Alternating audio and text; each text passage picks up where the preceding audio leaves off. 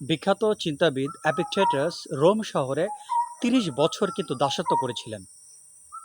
৩০ বছর তার দেহকে ব্যবহার করা হয়েছিল। তাকে বিভিন্ন কাজে বাধ্য করা হতো, তিনি বিভিন্ন কাজ করতেন। তাকে চাকরের মতো ব্যবহার করা হতো, যেহেতু তিনি একজন দাস ছিলেন। বাট এই মহান মানব, উনি রিয়েলাইজ করলেন, উনি দেখলেন যে তার দেহের উপর তার মালিকের কর্তৃত্ব আছে। তাকে চাকরের মতো খাটাচ্ছে, কিন্তু তার মনের উপরে তার মালিকের কোনো কর্তৃত্ব নাই। এই মন, তার যে মন, এই মনের মালিক তিনি একা ছিলেন। তার মানে এই মনটাকে তিনি টোটালি নিয়ন্ত্রণ করতে পারতেন। বাহিরের কারো নিষ্ঠুরতা, বাহিরের কারো খারাপ ব্যবহার, বাহিরের কারো রাগ, বাহিরের কারো হিংসা, এগুলো তার মনে কোনো প্রকার প্রভাব ফেলতো না। এই মনের রাজ্যে তিনি কাউকে অ্যাক্সেস দিতেন না। মনের রাজ্যে তিনি একা বিচরণ করতেন। তাই তিনি তার এই এই ৩০ বছরের যে দাসত্ব জীবন, এই ৩০ বছরের দাসত্ব জীবন শেষে তিনি একটা কথা বলেছিলেন যে এই মনের মালিকানা আমাদের হওয়া উচিত। আমাদের মনের সুখ দুঃখ যদি আমরা অন্য কারোর উপর দিয়ে দিই, কোনো ব্যক্তি যদি আমার সাথে রাগারাগি করে, আমি দুঃখিত হব। কোনো ব্যক্তি আমার সাথে যদি হিংসা করে, আমি দুঃখিত হব। এই অ্যাক্সেস কোনো ব্যক্তিকে দেওয়া উচিত নয়। এই অ্যাক্সেস আমাদের সম্পূর্ণ নিজের থাকা উচিত। আমার মন আমার নিয়ন্ত্রণে থাকবে। আমার মনকে খারাপ করার যোগ্যতা কারো নেই।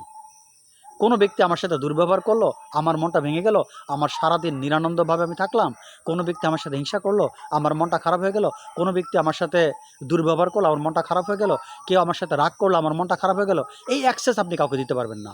আপনার মনের মালিকানা সম্পূর্ণ আপনার উপর থাকবে। বাইরের কোনো কিছু যেন আপনার মনকে প্রভাবিত করতে না পারে। তার মানে এইভাবে কিন্তু আমরা যদি আমাদের দৃষ্টিভঙ্গিকে পরিবর্তন করতে পারি, সহজে যদি আমরা ভেঙে না পড়ি, আমাদের মন যদি শক্তিশালী হয়, তাহলে দেখবেন আমরা কিছু সমস্যার মুখোমুখি হলেও আমরা অন্ততপক্ষে মানসিকভাবে চরম শান্তিতে থাকতে পারবো। বর্তমান যুগে মানুষ মানসিক শান্তির জন্য কত না কিছু করছে, কত কিছুর আয়োজন করছে মনকে শান্তি রাখার জন্য। কিন্তু মনকে শান্তি রাখার দায়িত্ব সম্পূর্ণ আপনার। বাইরের পরিবেশ কখনোই কোনোভাবে আপনার মনকে প্রভাবিত করতে পারে না। একটা ঘটনা বলি। একদা একজন ব্যক্তি গৌতম বুদ্ধকে, আগে থেকে তার একটা হিংসা ছিল, গৌতম বুদ্ধকে পেলে তিনি ঝাড়বেন ইচ্ছামতো। তিনি গৌতম বুদ্ধকে ইচ্ছামতো ঝাড়লেন, যা মন চায় তাই বললেন। বলা শেষে গৌতম বুদ্ধ বললেন, তোমার কি বলা শেষ? উনি বলেন, হ্যাঁ, আমার বলা শেষ। গৌতম বুদ্ধ বললেন, তুমি যা বলেছ সব আমি তোমাকে ফেরত দিয়ে দিলাম, আমি কোনোটি গ্রহণ করিনি। তুমি আমাকে ইচ্ছামতো গালিগালাজ করছো, আমি একটাও শুনিনি কান দিয়ে, সব তোমাকে ফেরত দিয়ে দিলাম, বলো এখন তোমার কি হবে? লোকটা অবাক হয়ে গেলেন যে গৌতম বুদ্ধ কী কথারই বললেন।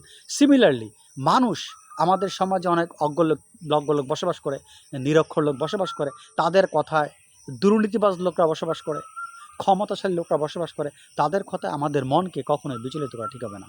এইভাবে আমরা আমাদের মনের মধ্যে প্রভুত্ব সৃষ্টি করতে পারি। আশা করি ভিডিওটি বুঝতে পেরেছেন।